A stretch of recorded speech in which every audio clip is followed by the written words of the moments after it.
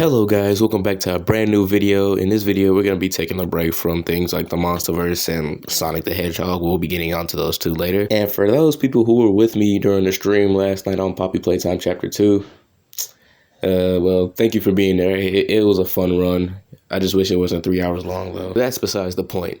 In this video, we're going to create a hybrid that could possibly take on Indominus Rex 2.0 and maybe Ultimasaurs inperitrix. And both of these dinosaurs are by Goji's Hunter, but let's see if my creation could possibly take down both of these two. Now let's get into the video. Now the main critters we're taking to make this hybrid are Indominus Rex, Giganotosaurus, Indoraptor. And no, those are not the only three creatures we're going to be using for this hybrid. There are many more, including modern day animals and prehistoric reptilian-like mammals. But the reason why we're using the Giganotosaurus so we can make the bite force more effective. That goes for the Indominus Rex and Indoraptor too, but the main reason why the Indominus Rex and Indoraptor are on the list so they can make the hybrid more intelligent. The Indominus Rex broke out of its cage to easily camouflage to disguise itself from its prey, found out how to kill an Ankylosaurus easily, and smart enough to realize there were two life forms in the gyrosphere. Managed to shut a whole park down, control velociraptors, and many more. Now for the Indoraptor, all we got is managed to sneakily get out of his cage and get his first meal, and finding other entrances, and with Blue's DNA it understands commands, and finding out he could possibly fall through the ceiling since it's made out of glass. And that now gives my hybrid the ability to camouflage and maybe jump on the enemies, and giving a pretty inflicting bite from the three predecessors it has in its body. But this will change the aggression level because of the Giganotosaurus, because in the movie and the extended cut, this thing only attacks when it's provoked or something else is in its territory, leaving my hybrid to have an aggression level of 50%. So it won't try to interact with other dinosaurs unless the other dinosaur attacks it. And I also forgot that this creature has that Montosaurus DNA to support its body weight on its legs, and to make sure it's very stable. And it could try to stand up if it wants to, but it prefers to walk on all fours. And plus, by the Giganotosaurus and Indominus Rex DNA, it could probably take some bites to the face, rewinding back to the clip. From the Indominus Rex, she took some bites to the neck and hard bites to the head actually. And for the Giga, he took a bite to the nose and still resisted it, meaning that the skull of my hybrid might have a harder head. But now since we're done with the dinosaur DNA, now let's get on to the modern day animals, which are three again. First, starting with the hippopotamus. The reason why, because this creature is mostly going to be underwater, so hippopotamus DNA would help a lot. And hippopotamus DNA might be useful for bite force since hippopotamus can like crush fruit and could probably crush the skulls of other animals. But it's mainly for speed since this thing could run faster on land. It's like 19 miles per hour. And these things are fast enough to catch up to a human. Now heading to the crocodile DNA. And since my hybrid is gonna be in water, I might as well just add some semi-aquatic creatures. And this will be helpful for the hybrid since it can use its tail to propel itself underwater like crocodiles can. And it could try to interact with other crocodiles even though they're not gonna mess with it. And it could also ambush its prey in the water while the other creature is drinking. And crocs can sense their prey by sensing, hearing, and eyesight technically. And crocs can hear between 100 to 3,000 meters away, giving my hybrid the ability to hear if a threat is coming its way or not. Moving away from the crocodile and the hippopotamus, now it's time to get on to pantheras.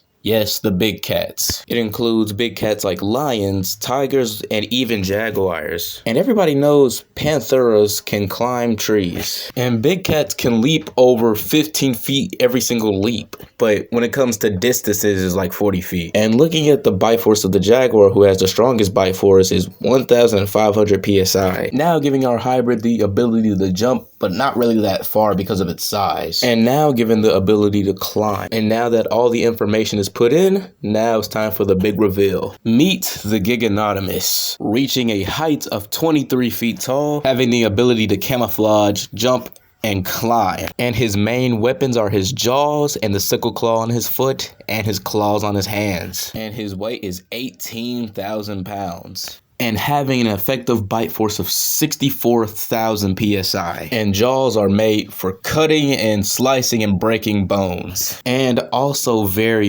intelligent due to the Indoraptor and Indominus Rex DNA. And the biome it stays in is very green and filled with swamps. And has the ability to stand using the Montosaurus DNA, but it prefers to walk on all fours, which is 26 feet standing on its hind legs. With the showcase and reveal, now let's get on to see if it can defeat Indominus Rex 2.0. Now, the Indominus Rex 2.0 has iron teeth, as primate DNA to create his own weapons, and many more. And this is kind of more of a smaller creature when he debunked Hank's video and it showed the actual size between the Indominus Rex and Indominus Rex 2.0. But Giganonymous will fully be in the water, so he would pretty much ambush the Indominus Rex 2.0. Let's see if these two actually fought. There could be some problems. The Indominus Rex 2.0 could make a weapon out of a tree or grab a pole like it did in the one video, and she could try to stab the Giganonymous. To the Indominus Rex DNA and the Giganonymous, it could try to communicate with Indominus 2.0, but knowing Indominus 2.0 is probably not going to fall for that trick. But with the Indoraptor DNA, as we seen in that one scene where the Indoraptor was faking to be tranquilized and snapped at the person, and the Giganonymous could get away with it and catch the Indominus 2.0 off guard. But with the Big Cat DNA, it could pounce on the Indominus Rex 2.0 and crush its bones by its body weight. It can bite its neck and possibly tear its head off due to the Giganotosaurus and Hippopotamus DNA along with the Indominus Rex. So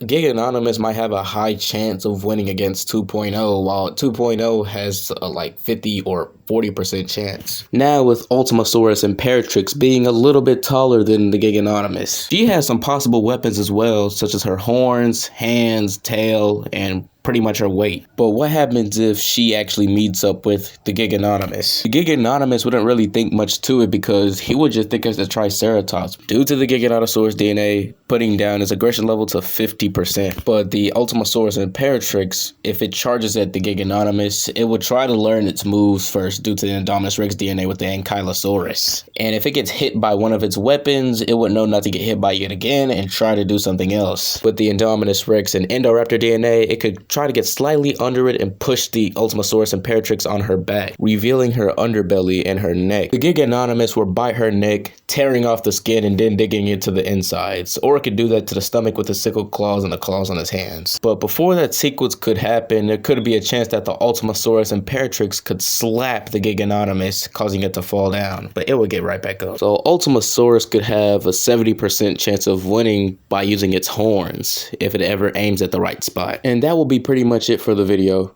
Like and subscribe and put in the comments what is your opinion on this. That will be all. Like, subscribe, and comment, and love you guys, and peace out.